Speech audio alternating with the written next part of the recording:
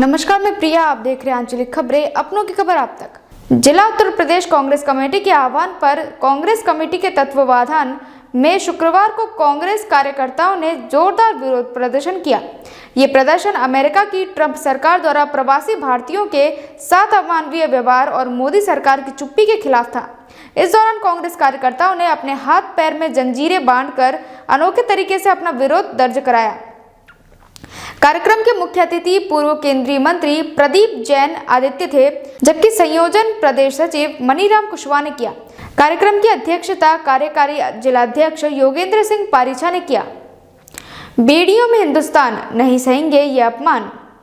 प्रदर्शनकारी अमेरिका की ट्रंप सरकार द्वारा प्रवासी भारतीयों को गिरफ्तार करके उन्हें हथकड़ियां और पैरों में बेड़ियां डालकर सेना के विमान से भारत भेजे जाने के विरोध में नारे लगा रहे थे।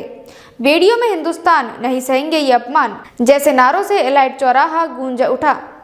इस अवसर पर पूर्व केंद्रीय मंत्री प्रदीप जैन आदित्य ने कहा कि अमेरिका में भारतीय प्रवासियों के साथ हुए अमानवीय व्यवहार पर मोदी सरकार की चुप्पी निंदनीय है। उन्होंने सवाल किया, नमस्ते ट्रंप करने वाले मोदी सरकार अब चुप क्यों है?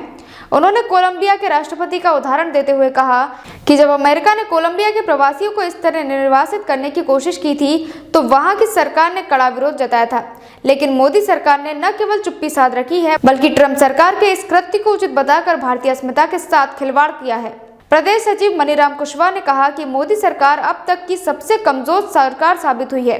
उन्होंने कहा, एक तरफ चीन का विरोध नहीं कर पा रही है और दूसरी तरफ अमेरिका के सामने घुटने टेके हुए है। अंतर्राष्ट्रीय स्तर पर विफलता के कारण भारतीय प्रवासियों के साथ हो रहे इस अपमानजनक व्यवहार पर भी सरकार कुछ नहीं कह रही। कार्यकारी जिलाध्यक्ष योगेंद्र सिंह पारीछा ने प्रधानमंत्री नरेंद्र मोदी से संसद में इस मुद्दे पर जवाब देने की मांग की। उन्होंने कहा कि मोदी को स्पष्टीकरण देना चाहिए ताकि देश और दुनिया को अमेरिका की नीयत का पता चल सके। उन्होंने कहा कि ये भारत के सम्मान का प्रश्न है और कांग्रेस पार्टी इस मुद्दे को लेकर संघर्ष करती रहेगी। इस विरोध प्रदर्शन में कांग्रेस के कई वरिष्ठ नेता और कार्यकर्ता शामिल रहे, जिनमें प्रमुख नाम हैं पूर्व शहर अध्यक्ष इम्तियाज हुसैन, मुकेश अग्रवाल, बलवान सिंह यादव, देवी सिंह कुशवाहा।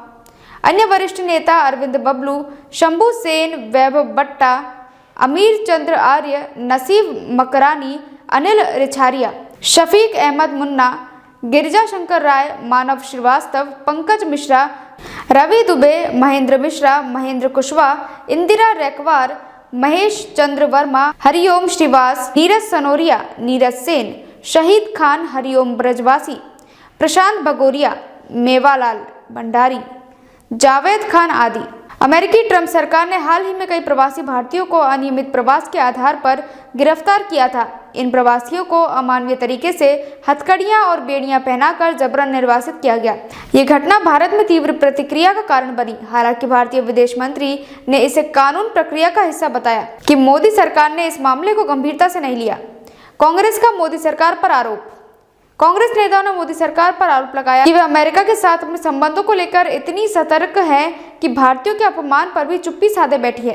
प्रदीप जैन आदित्य ने कहा, ये वही सरकार है जिसने हाउडी मोदी और नमस्ते ट्रंप जैसे कार्यक्रमों में भी भारी धन खर्च किया, लेकिन जब अमेरिका ने भारतीय नागरिकों का अपमान किया तब वह एक शब्द भी नहीं बोल सकती। विश्लेषकों के अनुसार अमेरिका भारत संबंधों में हाल के वर्षों में मजबूती आई है, लेकिन इस घटना ने प्रवासी भारतीयों के अधिकारों के प्रति भारत सरकार की प्रतिबद्धता पर सवाल खड़े कर दिए हैं। कोलंबिया, मैक्सिको और अन्य देशों की सरकारों ने अपने प्रवासियों के साथ इस तरह के व्यवहार पर कड़ा विरोध जताया था, लेकिन भारत सरकार का रवैया अपेक्षाकृत नरम रहा। इस विरोध प्रदर्शन को स्थानीय जनता का भी समर्थन मिला। लोगों ने कहा कि सरकार को इस मुद्दे पर ठोस कदम उठाने चाहिए। कांग्रेस कार्यकर्ताओं ने चेतावनी दी कि भविष्य में बड़े पैमाने पर आंदोलन किए जाएंगे। इस प्रदर्शन से ये स्पष्ट हो गया कि कांग्रेस इस मुद्दे को राजनीतिक रूप से भुनाने के लिए पूरी तरह तैयार है। अब सवाल ये उठता है कि क्या मोदी सरकार इस पर कोई प्रतिक्रिया देगी? प्रवासी भारतीयों के साथ हो रहे इस व्यवहार को लेकर सरकार किस हद तक कड़ा रुख अपनाएगी, ये देखना दिलचस्प होगा। यदि सरकार चुप्पी साधे रहती है तो विपक्ष इस मुद्दे को आगामी चुनावों में एक बड़े मुद्दे के रूप में भुना सकती है। कांग्रेस की मांग है कि सरकार इस मुद्दे पर संसद में विस्तृत बयान दे और अमेरिका से इस अमानवीय व्यवहार पर कड़ी आपत्ति दर्ज कराए। यदि सरकार ऐसा नहीं करती है तो कांग्रेस ने आगे और उग्र आंदोलन करने का संकेत दिया है। यदि भारत सरकार अमेरिका से औपचारिक आपत्ति दर्ज कराती है तो ये प्रवासी भारतीयों में विश्वास पैदा कर सकता है। कांग्रेस इस मुद्दे को आगामी विधानसभा और लोकसभा चुनावों में भुनाने की कोशिश कर सकती है। ये देखना होगा कि इस घटना से अमेरिका में रह रहे भारतीय समुदायों का मोदी सरकार पर भरोसा कितना प्रभावित होता है। ये प्रदर्शन सिर्फ एक विरोध नहीं था, बल्कि भारत सरकार की विदेश नीति और प्रवासी भारतीयों के अधिकारों को लेकर उसकी प्रतिबद्धता की परीक्षा भी था। मोदी सरकार अब इस चुनौती का कैसे सामना करती है, ये देखना बाकी है, लेकिन इतना तय है कि यदि सरकार इस पर कोई ठोस कदम नहीं उठाती तो कांग्रेस इसे बड़े मुद्दा बना सकती है। झांसी उत्तर प्रदेश से कलाम कुरैशी की रिपोर्ट। देखते रहिए आपका अपना चैनल आंचलिक खबरें, अपनों की खबर आप तक। हमारे देश की सरकार कुंभ करनी नींद में सो रही और ऐसे में भारत माता के सपूतों को हाथों में अंतड़ी पैरों में बेड़ी डालकर ट्रम्प सरकार हिंदुस्तान भेज रही और उनकी ये मंशा हम कामयाब नहीं होने देंगे। पूरे देश में इस बात का विरोध हो रहा। अगर हमें ध्यान हो, हमारे यहाँ एक उधम सिंह हुए थे और उन्होंने अंग्रेजों की छाती पे चढ़कर अपने पिताजी के अपमान का बदला लिया था। आज अरबों लोगों का अपमान हुआ। ये केवल उन लोगों का अपमान नहीं हुआ जिनके हाथों में हथकड़ी पैरों में बेड़ी डाली, ये पूरे देशवासियों का अपमान है। इस पर भारत सरकार को कड़ा प्रतिरोध करना चाहिए और ट्रंप से बात करना चाहिए कि इस तरह की घटना दोबारा ना करें।